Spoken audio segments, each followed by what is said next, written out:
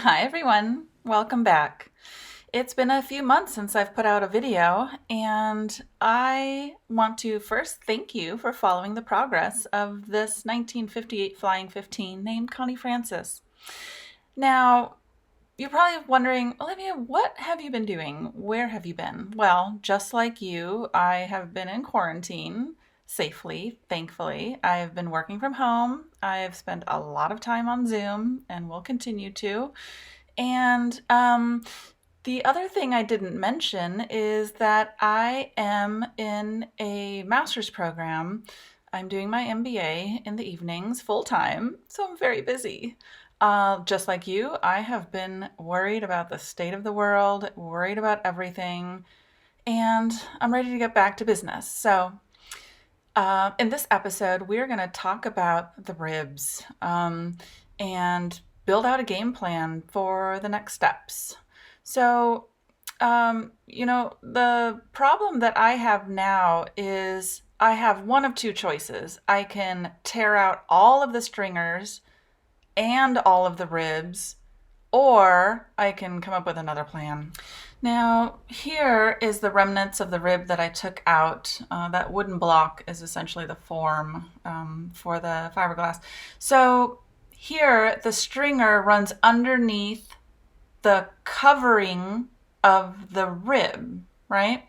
So that rib fiberglass fabric ran over that stringer.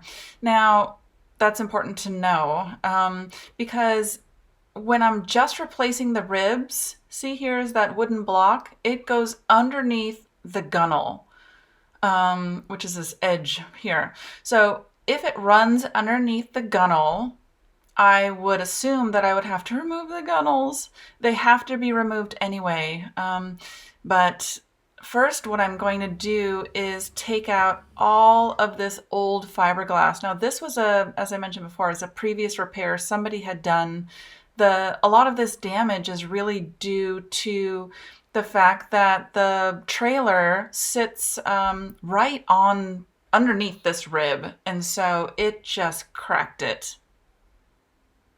But everything else is generally in good condition. There's no stress cracks, there's no problem. So I guess I have a few options. One is just replace everything.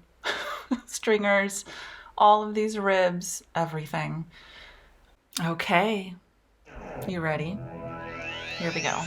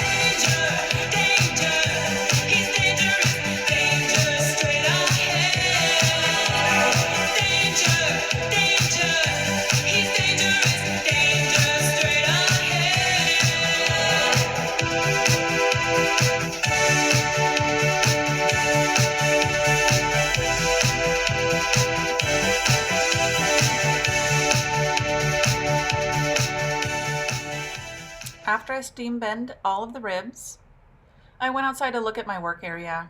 So I want to show you, that's my neighbor's house. It's right there. I believe that's their living room. I'm not sure. And there's that tree that loves to drop lots of little leaves all over. So the boat is usually covered with this tarping material. And on the other side of that fence right there is my other neighbor, right over there. That's his kitchen window. With neighbors so close, it's hard for me to work on the boat. It's extremely loud. I kick up an enormous amount of fiberglass dust, and I don't want to be disrespectful to my neighbors. That's just not who I am. So I ended up creating this fantastic, beautiful, bright and cheery plastic area. So I'm guaranteed to keep the water out, the dust away from my neighbors, and I'm excited about getting started. And guess what I'm about to do? Kick up an enormous amount of fiberglass dust.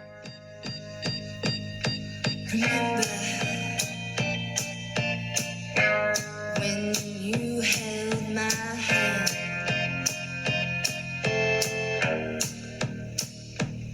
Say, remember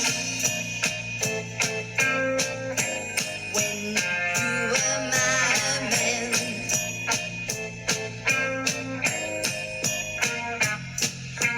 Walk, talk in the name of love. Before you break my heart, I take some over,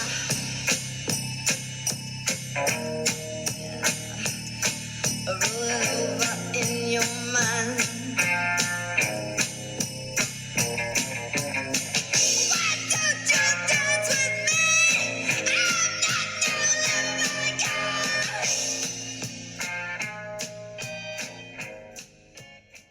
So now you can see why I had to add that plastic enclosure. This would have been all over the neighbor's yard and all over their cars and patio. It's awful.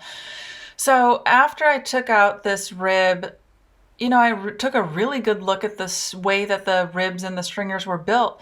They essentially had this metal kind of a structure and these little wooden blocks. And I assumed that the majority of the structure came from those metal pieces and the wooden blocks. That's just not true. All of the structure in the and strength in the stringers and the ribs come from the fiberglass itself. So that was a really big realization and a big eye-opener that, you know what? I originally thought that I had to replace all of the ribs, and that is just not the case. If it ain't broke, don't fix it. And they're not broken.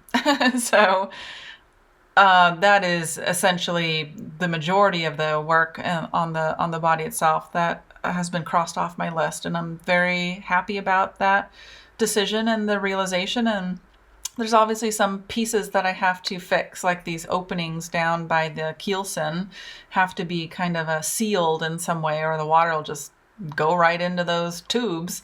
But yeah, really happy, you guys. Sometimes you need a little bit of a break from your project to realize what the best possible solution is. So I'm really happy with that. Okay, so here is the fiberglass that I ordered, and I just assumed that it was way too heavy for what I needed. And that's not the case. It's exactly what I need now that I'm taking a good look at it. So I've got all the materials I need to put the 2 new ribs in. I'm really happy and I'm really excited about getting this done, which I will do in the next video. Get started on another big part of the project. So I'm kind of in the home stretch here, you guys. I'm getting really close to being done with the structural components, which is a really big deal. In the next video, I'm going to go through removing the gunnels. There are rivets that hold all of this together, and they are all either very loose or completely need to be replaced. So that will be fun and is a pretty fun project for me. I've never worked with copper rivets before, so that'll be great. In the next video, I'm really hoping that I will be able to convince the previous owner to join me on Zoom and talk about the boat. I thought that would be fun for you guys and to share updates with him. So, oh, one more thing. So you're probably saying, Olivia, what are those big holes at the bottom of the boat? Those are for the bailers. They help water to escape the boat while you're sailing if water gets in the boat. So I've essentially been working on getting them to move since I got the boat. I have hit them with hammers. I have twisted them with vice grips. I have soaked them in water. I thought that maybe they were just full of salt. Some salty water came out, but I have turned the blowtorch on them. I've nailed them to this board to see if maybe if I can hold one piece, maybe the top will move. They just don't budge. So I'm actually gonna boil a big pot of water and throw them in there for half an hour and see if they'll move. If the metal expands, then they should kind of free up, right? Anyway, I'll share my progress in the next video. I really want to keep these original bailers. They're very cool. I'd love to keep them if I can get them to move. Anyway. Thank you all for watching, as always. I so appreciate you following this progress, and I'm really looking forward to the next episode. And I hope everyone is safe, healthy, and take care of yourself and everyone else. Thank you, everybody. Fair winds and following seas. Bye.